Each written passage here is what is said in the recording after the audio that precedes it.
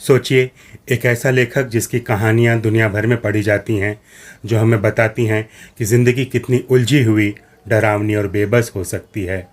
वही लेखक हर रात सोने से पहले दीवारों में चूहों की आवाज़ सुन के डर जाता था। वो इतना घबरा जाता था कि बिस्तर छोड़ के कमरे के किसी कोने में जाके छुप जाता था।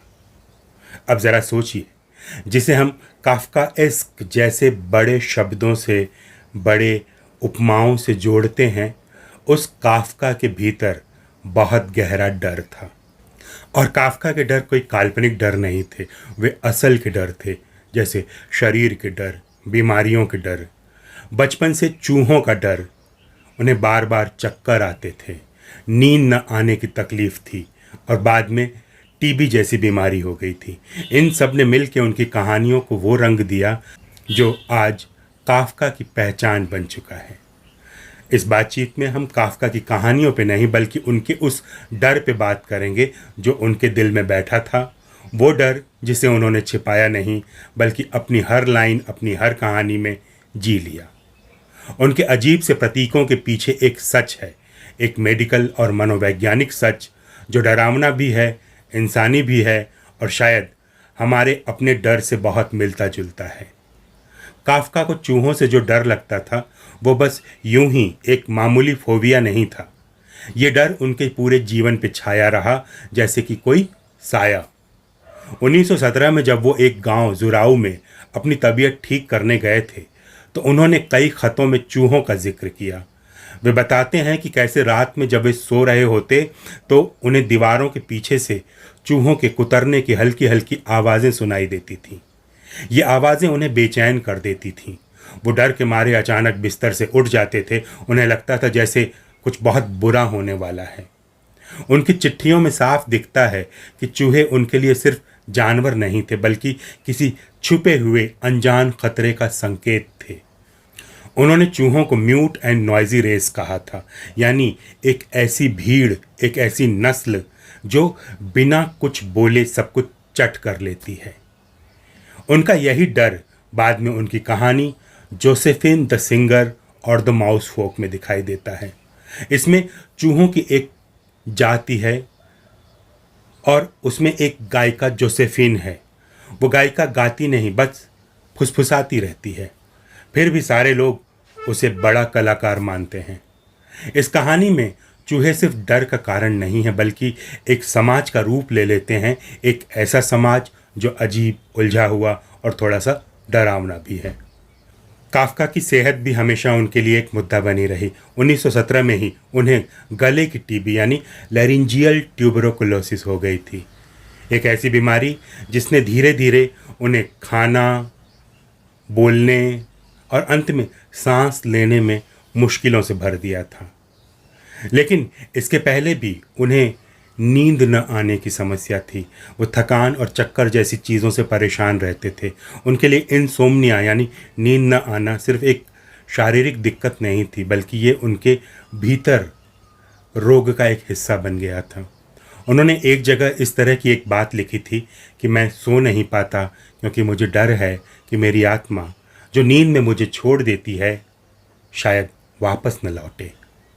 ये लाइन सिर्फ एक डर नहीं बताती बल्कि ये उनके अंदर की उस गहरी बेचैनी को भी खोलती है जो कि पहचान खोने के डर से पैदा होती है, होश गुम जाने के डर से पैदा होती है और इस दुनिया में टिके न रह पाने के डर से पैदा होती है।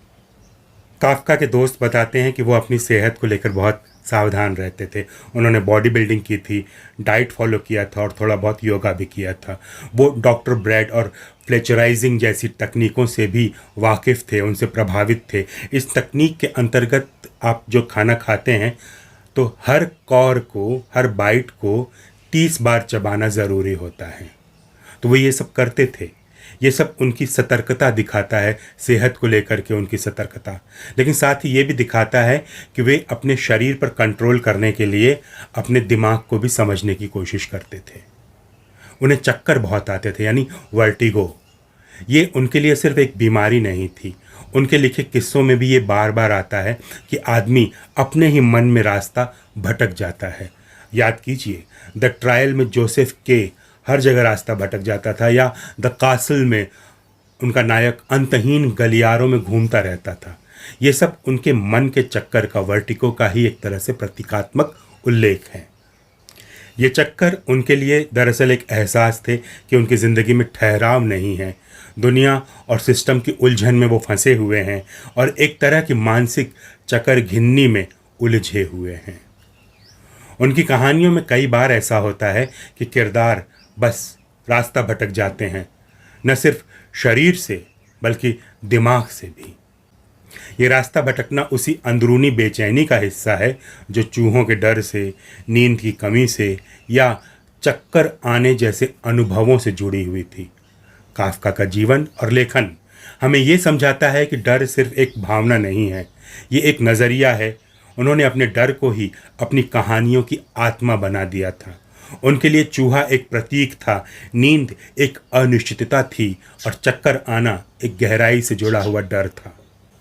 इस लेक्चर का मकसद सिर्फ काफका की बीमारी या फोबिया बताना नहीं है, बल्कि ये दिखाना है कि कैसे एक लेखक अपने अंदर के डर को शब्दों में ढाल देता है और फिर वो शब्द हमारे दिलो दिमाग में गूंजते रहते हैं।